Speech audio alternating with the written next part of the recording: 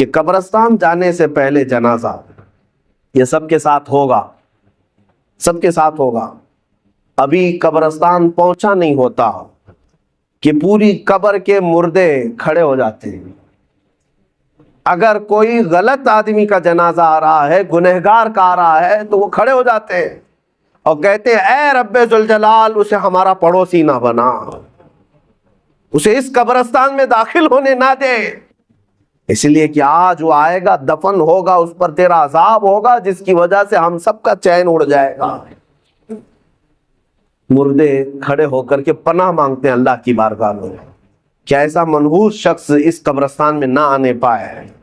لیکن ایک موت ایسی بھی ہے کہ میرے مصطفیٰ کو راضی کر کے دنیا سے گیا، خواہشات کو ٹھوکر مار کر کے گیا، اپنی نمازیں، سجدے اور ذکر و اذکار لے کر کے گیا، تب بھی قبرستان کے مردے کھڑے ہوتے ہیں اور عرض کرتے مولا جو جنازہ آ رہا ہے اسے ہماری قبر کے بغل میں دفن ہونے کی اجازت ہے، اس لیے کہ آج سے تو اس پر اپنی رحمت کے دروازے کھولے گا، ان بارشوں کی چھینٹیں ہماری قبروں پر بھی پڑیں گی۔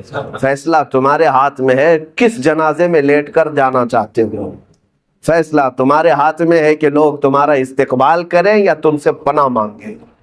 اور اتنی بات نہیں، اس مسجد میں آج نماز پڑھنے آئے ہو، سجدہ کر کے جاؤ گے، پتہ ہے آپ کو یہ بھی روایت میں ملتا ہے کہ جس دن تمہارا انتقال ہوگا مسجد کا وہ ٹکڑا تمہاری جدائی میں رونے لگ جائے گا، جہاں تم سجدہ کرتے تھے اللہ کی بارگاہ میں روتا ہے کہ مولا کیا وہ بندہ چلا گیا جس کے سجدوں سے مجھے سکون تھا، آسمان کا وہ دروازہ جس سے تمہارا رزق اترتا تھا، وہ دروازہ تمہاری جدائی کے غم میں روتا ہے کہ مولا وہ بندہ چلا گیا جو تیرا ذکر کرتا تھا۔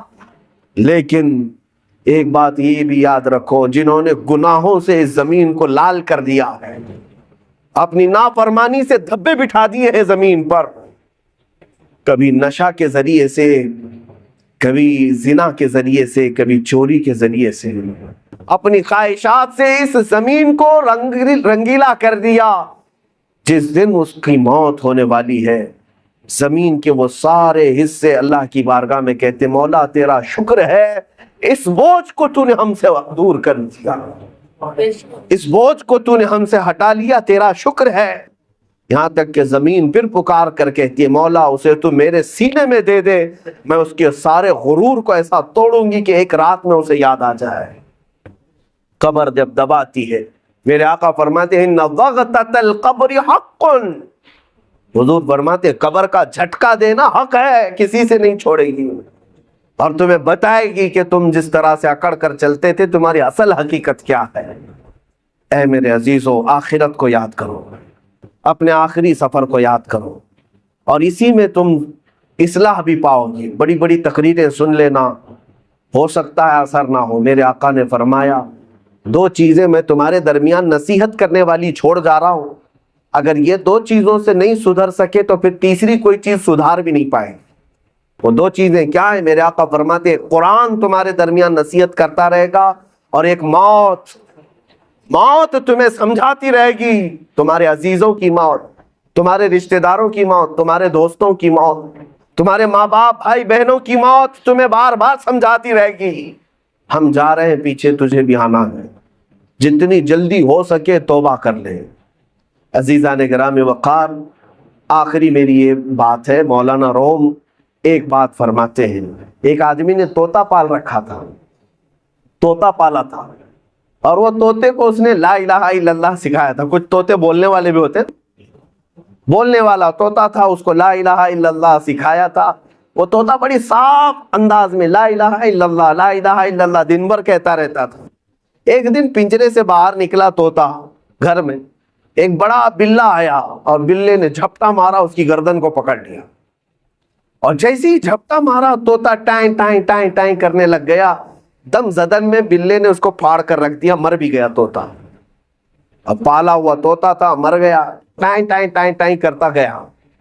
اب وہ طوطے کا مالک دیکھ کر کے حیرت میں آ گیا، ایک تو طوطے کے مرنے کا غم تھا، لیکن اس سے زیادہ اس کی ہچکیاں بلند ہو گئیں۔ لوگ آئے کہنے لگے ایک طوطے کی موت پر اتنا کیا غم کرتا ہے، دوسرا طوطا پال لے، اسے سکھا دے، پھر وہ بولے گا۔ اس نے کہا طوطے کی موت اور طوطے کا پالنا یہ اہم بات نہیں، توجہ چاہتا ہوں۔ وہ کہتا ہے میں نے اس کو لا الہ الا اللہ سکھایا تھا، بولتا تو تھا لا الہ الا اللہ، لیکن جب بلے نے پنجہ مارا اس پر تو اس وقت میں نے دیکھا طوطا اپنی اصلی آواز نکالنے لگا، ٹائیں ٹائیں ٹائیں ٹائیں۔ کاش جس وقت طوطے کو بلے نے پکڑا تھا اس وقت وہ لا الہ الا اللہ بول رہا ہوتا، جب وہ ختم ہی ہو چکا تھا۔ اب وہ شخص کہتا ہے مجھے اس طوطے کی موت کو دیکھ کر ڈر آنے لگ گیا۔ ہم تو زندگی بھر کہتے ہیں، لیکن ملک الموت جس وقت پنجہ مارے روح نکالنے کے لیے، کہیں ایسا نہ ہو کہ لا الہ الا اللہ بھول کر کوئی اور آواز نکلنے لگ جائے۔ یہ ہوتا بھی ہے، ہوتا بھی ہے۔ کئی لوگوں کی زبان سے کفریہ جملے نکل جاتے ہیں، کئی لوگوں سے گندی گالیاں نکل جاتی ہیں موت کے وقت فرشتے کو دیکھتے ہی، اسی لیے ان کی موت برے انجام کے ساتھ ہوتی ہے۔ اللہ تبارک و تعالیٰ اچھی موت عطا فرمائے۔ من کان آخر کلامہ لا الہ الا اللہ دخل الجنہ، میرے آقا نے فرمایا جس کا آخری کلمہ لا الہ الا اللہ ہوا اللہ تعالیٰ اسے جنت میں داخل فرمائے۔ زندگی وصول ہو جائے گی میرے عزیزوں۔ صرف میں نوجوانوں سے اتنا کہوں گا، بقیہ جو تمہارے پاس ٹائم ہے، لیمیٹڈ پیریڈ ہے، آؤ میرے نبی کو راضی کرنے پر چلتے ہیں، آؤ میرے آقا کو پکار کر کہتے ہیں یا رسول اللہ میں نے دنیا کے پیچھے بہت دوڑا لیا، دنیا کے اقتداء کرنے میں میں نے سب کچھ بدل لیا، کبھی اس کے کپڑے پہنتا تھا، کبھی اس کے کپڑے پہنتا تھا، کبھی چہرہ اس کی طرح بناتا تھا، کبھی بال اس کی طرح بناتا تھا، میں نے ساری دنیا کے بڑے بڑے ہیرو، ایکٹر، سٹار، فلم والے، ان سب کو دیکھ کر کے اپنی زندگی کو بدل ڈالا۔ میرا دیوانہ میری محبت میں آ گیا۔ کاش ہر ایک کی یہ تمنا ہونی چاہیے کہ نہیں ہونی چاہیے۔ سرکار غریب نواز کی وفات کیسے ہوئی تھی؟ اجمیر معلیٰ میں آپ پہلی رجب کو ہی اندر جا چکے تھے اور دروازہ بند تھا، کنٹینیو ذکر کرتے رہے۔ چھٹی رجب کو اچانک آواز بند ہو گئی، آواز بند ہو گئی۔ دوپہر کے بعد دروازہ کھول کر کے دیکھا گیا تو آپ چارپائی پر لیٹے ہوئے ہیں اور آپ کی روح نکل چکی ہے سیدھے، ایسا لگتا تھا جیسے کسی نے غسل کر کے لٹایا ہے۔ لیکن جو روایت ملتی ہے آپ کے مریدین نے دیکھا، آپ کی پیشانی پر پسینے کے قطرات سے یہ لکھا ہوا تھا ھذا حبیب اللہ مات فی حب اللہ، یہ اللہ کا حبیب ہے، اللہ کی محبت میں دنیا سے جا رہا۔ ہمارے ساتھ بھی اتنا ہونا چاہیے کہ موت کے وقت ایک آواز آتی ہے، سورہ فجر کی آخری آیتیں، یا ایتھا النفس المطمئنہ ارجعی الی ربک راضیۃ مرضیہ فادخلی فی عبادی وادخلی جنتی۔ یہ آیتیں جو اللہ نے فرمایا یہ حقیقت میں موت سے پہلے ہر انسان کو آتی ہیں، دو طرح کی۔ اگر نیک ہوگا تو یہ سنے گا، برا ہوگا تو کچھ اور سنے گا۔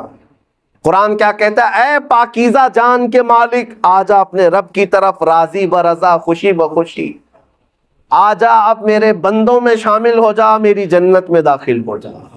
مرنے سے پہلے پکارا جاتا ہے، لیکن کچھ لوگ وہ ہوں گے جن کو مرنے سے پہلے آواز آتی ہے یا ایتھا النفس الخبیثہ، اے خبیث روح کے مالک، نکل اس بدن سے، نکل اس بدن سے، مجبوری میں، خوشی سے تو کبھی نہیں نکلے گا، مجبوری میں نکل جا۔